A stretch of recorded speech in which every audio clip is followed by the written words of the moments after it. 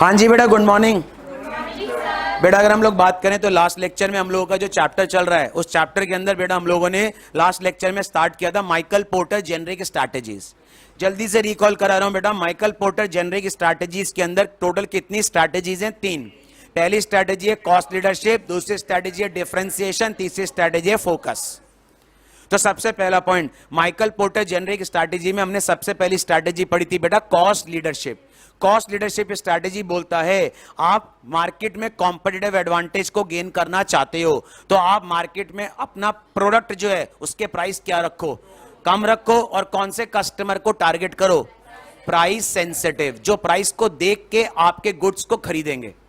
Second one differentiation. Differentiation कहता है आप मार्केट में अपने प्रोडक्ट को लॉन्च कर रहे हो, आप प्राइस कम मत रखो लेकिन अपने प्रोडक्ट को क्या बनाओ, यूनिक बनाओ, और कौन से कस्टमर को टारगेट करो, प्राइस इनसेंसिटिव। अगर मैं बात करूं कॉस्ट लीडरशिप का सबसे बेस्ट एग्जांपल मैंने आपको बताया था McDonald's, another example Maruti. Differentiation में मैंने आपको एग्जांपल बताया था बीएमडब्ल्यू, अनदर एग्जांपल एप्पल। ठीक है, इसके बाद हमने एक और पढ़ा था फोकस। फोकस में दो होते हैं, focus cost leadership, focus differentiation. Focus का मतलब सबको टारगेट करना या नैरो सेगमेंट को, नैरो सेगमेंट को टारगेट करना और नैरो सेगमेंट के अंदर कम प्राइस पे अपने प्रोडक्ट को बेचना, फोकस कॉस्ट लीडरशिप। नैरो को टारगेट करना और नैरो को टारगेट करके अपने प्राइस को कम मत करो, यूनिक बनाओ अपने प्रोडक्ट को, फोकस डिफरेंशिएशन। ये हम लोगों ने लास्ट लेक्चर में पढ़ा था। अब अगर मैं बात करूं इन्हीं स्ट्रैटेजीज को डिटेल में दे रखा है तो हेडिंग डाल लो माइकल पोर्टर जेनरिक स्ट्रैटेजीज, और वो डिटेल में पढ़नी है अब आपको। Michael porter generic strategies, Michael porter generic strategies. और ये स्ट्रैटेजीज जो आप पढ़ रहे हो ये डिटेल में पढ़ रहे हो बेटा, डिटेल। अभी तक आपने लास्ट लेक्चर में ओवरव्यू दिया था, दैट इज ओवरव्यू पढ़ा था। अब आप इन स्ट्रैटेजीज को डिटेल में पढ़ोगे। अब सबसे पहले जो स्ट्रैटेजी हम लोग स्टार्ट कर रहे हैं माइकल पोर्टर जेनरिक स्ट्रैटेजी में डिटेल में, तो सबसे पहले हेडिंग डाल low cost leadership. Cost leadership, इसका मतलब ये जो स्ट्रैटेजी है आप पढ़ेंगे ये डिटेल में पढ़ेंगे, एंड डिटेल के अंदर कॉस्ट लीडरशिप सबसे पहले पढ़ा रहा हूं। सर डिटेल में हमें क्या क्या पढ़ना है? इसके अंदर सबसे पहले आपको पढ़ना है overview, overview of cost leadership strategy. Second आपको पढ़ना है कॉस्ट लीडरशिप स्ट्रैटेजी इफेक्टिव कब कहलाएगी, that is effectiveness of cost leadership strategy. तीसरा आपको पढ़ना है कॉस्ट लीडरशिप स्ट्रैटेजी के अंदर क्या क्या रिस्क हो सकते हैं। नेक्स्ट आपको पढ़ना है ये स्ट्रैटेजी कैसे अचीव होगी, achieving cost leadership strategy, achieving cost leadership strategy. इसी के अंदर यहां लिख रहा हूं ऊपर, इसी के अंदर आपको एक चीज और पढ़ने हैं कॉस्ट लीडरशिप स्ट्रैटेजी के benefits as well as cost leadership strategy के डिसएडवांटेजेस। तो आपको कॉस्ट लीडरशिप स्ट्रैटेजी के डिटेल में टोटल 6 चीजें पढ़नी है। सर वो 6 चीजें क्या हैं? पहला कॉन्सेप्ट आपको पढ़ना है कॉस्ट लीडरशिप स्ट्रैटेजी का ओवरव्यू, ओवरव्यू के बाद दूसरा पढ़ना है इफेक्टिवनेस, तीसरा पढ़ना है रिस्क, फोर्थ पढ़ना है अचीविंग कॉस्ट लीडरशिप स्ट्रैटेजी, पांचवा पढ़ना है what are the benefits of cost leadership strategy. आप चार्ट में ही बनाइएगा, मेरे पास जगह नहीं थी। नेक्स्ट आपको पढ़ना है what are the drawbacks, drawbacks का मतलब व्हाट आर दी लिमिटेशंस या disadvantages of cost leadership strategy. तो आपको कॉस्ट लीडरशिप स्ट्रैटेजी में टोटल 6 चीजें पढ़नी हैं। और याद रखना ये एग्जाम के पॉइंट ऑफ व्यू से बहुत ज्यादा इंपॉर्टेंट है। क्यों? क्योंकि कहीं ना कहीं माइकल पोर्टर जेनरिक स्ट्रैटेजी में से एक क्वेश्चन आपके एग्जाम में जरूर आएगा। 110% इन स्ट्रैटेजीज में से एक क्वेश्चन आपके एग्जाम में जरूर पूछा जाएगा, चाहे वो केस स्टडी की फॉर्म में आए, चाहे वो डायरेक्ट क्वेश्चन आए, चाहे वो एमसीक्यू की फॉर्म में आए। एक क्वेश्चन आपके एग्जाम में जरूर आएगा बेटा cost leadership Michael porter strategies से।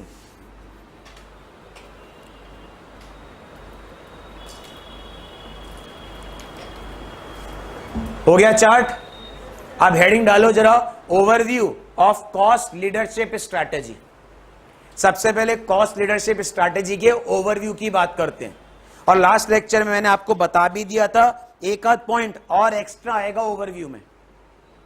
लास्ट लेक्चर में मैंने आपको कॉस्ट लीडरशिप के बारे में बताया था अलोंग विद एन एग्जांपल, और मैंने आप लोगों को लास्ट लेक्चर में डिफरेंस भी बताया था। कॉस्ट लीडरशिप, डिफरेंशिएशन, फोकस, इनमें डिफरेंस क्या होता है। अब सबसे पहले बात करते हैं, देखो सबसे पहले बात करते हैं ओवरव्यू की। सबसे पहला पॉइंट याद रखना, कॉस्ट लीडरशिप जो स्ट्रैटेजी है, प्लीज देखो, कॉस्ट लीडरशिप जो स्ट्रैटेजी है, इस स्ट्रैटेजी में कंपनी क्या करती है, अपने प्रोडक्ट की कॉस्ट को, कॉस्ट की जगह यहां पे क्या लिख रहा हूं, प्राइस, वो प्राइस को बहुत ज्यादा क्या रखती है, लो। इसका मतलब अगर आप कौन सी स्ट्रैटेजी फॉलो कर रहे हो बेटा, कॉस्ट लीडरशिप, तो इस स्ट्रैटेजी के अंदर आप क्या करोगे, आप अपने प्रोडक्ट के प्राइस को बहुत ज्यादा क्या रखोगे, कम रखोगे, पहला पॉइंट। दूसरा पॉइंट, आप इस स्ट्रैटेजी में कौन से कस्टमर्स को टारगेट करोगे बेटा, वो कस्टमर जो प्राइस को देख के आपके प्रोडक्ट को परचेज करते हैं, that is price sensitive customers. पहला पॉइंट, इस स्ट्रैटेजी के अंदर आप अपने प्रोडक्ट के प्राइस को क्या रखोगे, लो।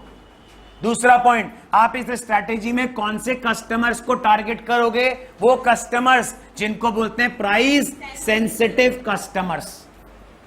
तीसरा पॉइंट, आप ध्यान से सुनना, आपको अपने प्रोडक्ट के प्राइस क्या करने, कम करने।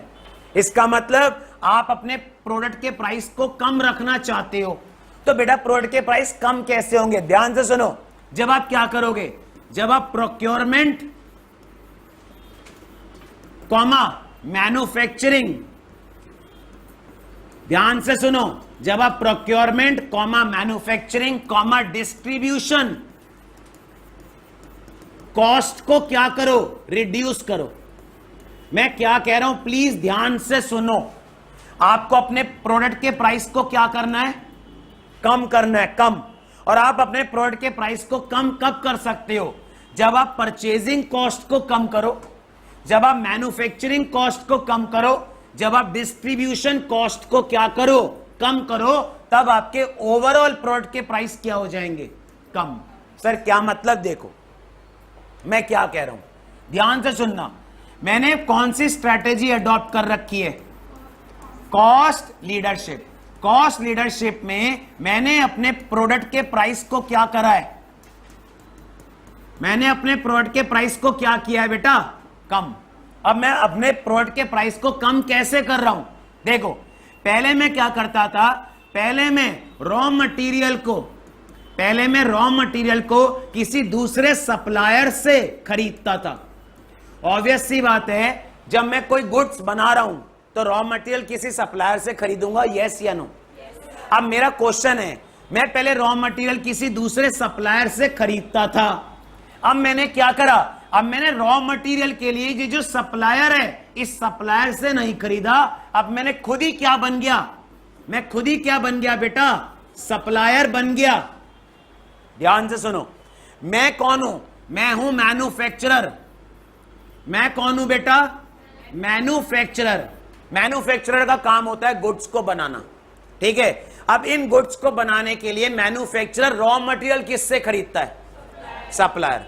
अब सोच के देखो, सपोज करो मैं ये बनाता हूं स्टाइलस, इस स्टाइलस के लिए रॉ मटेरियल मैं खरीदता हूं आदित्य से, तो आदित्य कौन हुआ, और मैं कौन हूं। अब प्रैक्टिकली स्पीकिंग मुझे अपने प्रोडक्ट के प्राइस को क्या करना है, लो, कम करना है ना, तो मुझे कहीं ना कहीं सप्लायर से रॉ मटेरियल सस्ता मिलेगा, तभी तो प्राइस कम कर पाऊंगा। अब आदित्य कह रहा है मैं तो अपने प्राइस कम नहीं कर रहा रॉ मटेरियल के, लेकिन मुझे लो प्राइस पे क्या चाहिए, रॉ मटेरियल। तो बेटर ये है कि किसी सप्लायर से रॉ मटेरियल खरीद के जरूरत ही नहीं है, खुद क्या बन जाओ, सप्लायर। पहले मैं रॉ मटेरियल किससे खरीदता था, सप्लायर कौन था, आदित्य। अब मैं आदित्य से रॉ मटेरियल नहीं खरीद रहा, अब मैं खुद क्या बन रहा हूं, सप्लायर। तो सोचो मेरी डिपेंडेंसी खत्म हो गई ना सप्लायर पे। जब सप्लायर पे डिपेंडेंसी खत्म हो गई तो मुझे रॉ मटेरियल आदित्य के कंपैरेटिवली सस्ता पड़ेगा, हां या ना? क्योंकि मैं खुद क्या बन गया? सप्लायर। अब मुझे जब रॉ मटेरियल सस्ता पड़ेगा तो ऑटोमेटिकली मेरी मैन्युफैक्चरिंग कॉस्ट क्या हो जाएगी? कम। अब देखना जरा लाइन क्या लिखी है, मुझे ओवरऑल कॉस्ट क्या करनी है? कम। ओवरऑल कॉस्ट कैसे कम होगी? जब मैं रॉ मटेरियल सस्ता खरीदूंगा। और रॉ मटेरियल सस्ता कम मिलेगा जब मैं किसी दूसरे सप्लायर से खरीदूंगा या खुद सप्लायर बनूंगा। तो यहां पे देखो मैंने वर्ड क्या लिखा है, प्रोक्योरमेंट। प्रोक्योरमेंट मतलब मैं जब रॉ मटेरियल किसी दूसरे से परचेज करूंगा तो बेटा मेरे को प्राइस कम नहीं पड़ेंगे। बेटर है जो रॉ मटेरियल मैं पहले किसी दूसरे से परचेज कर रहा हूं वो खुद ही सप्लायर बन जाऊं। इसका मतलब देखो पहले मैं आदित्य से खरीदता था रॉ मटेरियल, अब मैं खुद का क्या बन गया? सप्लायर। जब मेरा खुद का सप्लायर बन गया तो मेरे को रॉ मटेरियल सस्ता मिला। जब रॉ मटेरियल सस्ता मिला तो मेरी मैन्युफैक्चरिंग कॉस्ट क्या हो गई? कम हो गई। यहां तक क्लियर? आगे देखो। अब मेरे को एक बताओ, मैंने गुड्स बना दिए, मैंने इस स्टाइलस बना दिया। स्टाइलस को बनाने के बाद इस स्टाइलस को मैंने किसको दिया? किसको दिया बेटा? डिस्ट्रीब्यूटर को दिया। डिस्ट्रीब्यूटर ने क्या करा? डिस्ट्रीब्यूटर ने अपनी क्या ऐड करी इसके अंदर? मार्जिन। और मार्केट में इसको क्या किया? सेल। अब सोच के देखो, मैं चाहता हूं मेरा जो प्रोडक्ट है वो मार्केट में कम पैसों में बिके। मैंने डिस्ट्रीब्यूटर को अपना प्रोडक्ट दिया, डिस्ट्रीब्यूटर ने उसमें क्या ऐड कर दी? मार्जिन। और मार्जिन ऐड करते ही मेरे प्रोडक्ट के प्राइस क्या हो गए? ज्यादा हो गए। अब बेटर ये है कि मैं किसी दूसरे डिस्ट्रीब्यूटर को देने से बढ़िया खुद ही क्या बन जाऊं? डिस्ट्रीब्यूटर। ध्यान से सुनो मैंने क्या बोला। मैं चाहता क्या हूं? मैं ये चाहता हूं मेरा जो प्रोडक्ट है उसकी कॉस्ट क्या हो? कम। अब सोच के देखो, प्रोडक्ट की कॉस्ट के लिए मेरे को क्या परचेस करना है? क्या परचेस करना है बेटा? Raw material. किसी दूसरे से परचेस करूं या खुद ही रॉ मटेरियल का क्या बन जाऊं? तो पहला पॉइंट, मेरे को किसी दूसरे से रॉ मटेरियल परचेज नहीं करना, खुद का क्या बनना है? सप्लायर। जब सप्लायर खुद बन गया तो रॉ मटेरियल कम पैसों में मिलेगा, जिससे मेरी क्या कम हो जाएगी? Manufacturing cost.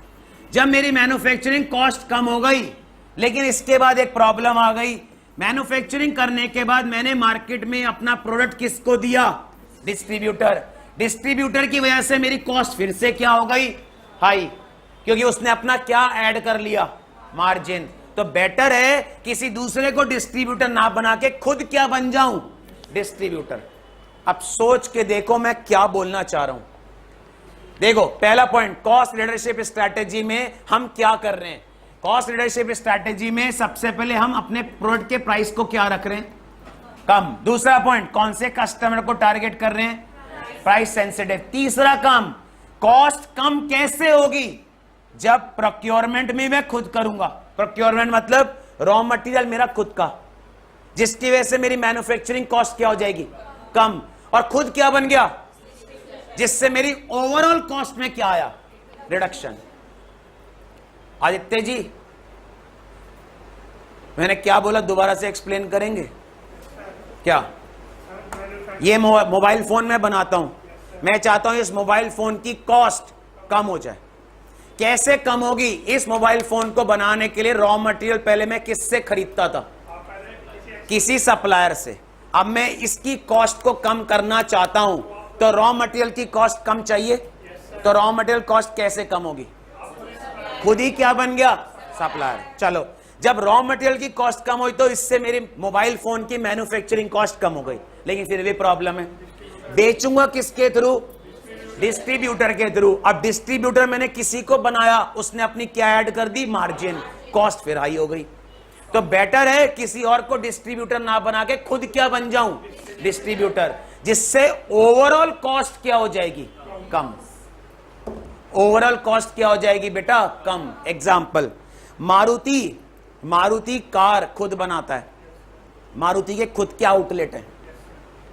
बेचता कैसे? अपने आउटलेट से तो डिस्ट्रीब्यूटर भी खुद ही है। अब सोच के देखो, मारुति खुद ही क्यों डिस्ट्रीब्यूटर बन रहा है? क्योंकि उसको ओवरऑल कॉस्ट क्या चाहिए? कम चाहिए। तो 3 पॉइंट दिमाग में रख लो। पहला पॉइंट, इस स्ट्रैटेजी के अंदर हमें अपने प्रोडक्ट के प्राइस को क्या करना है? कम। दूसरा, इस स्ट्रैटेजी में हम कौन से कस्टमर को टारगेट कर रहे हैं? जो प्राइस को देख के हमसे प्रोडक्ट परचेस कर रहा है। तीसरा, ओवरऑल कॉस्ट कैसे कम होगी? जब हम किसकी कॉस्ट कम करेंगे? प्रोक्योरमेंट, मैन्युफैक्चरिंग, डिस्ट्रीब्यूशन कॉस्ट को रिड्यूस करेंगे तो ओवरऑल प्राइस क्या हो जाएंगे? कम। क्लियर है यहां तक? लिखो जरा।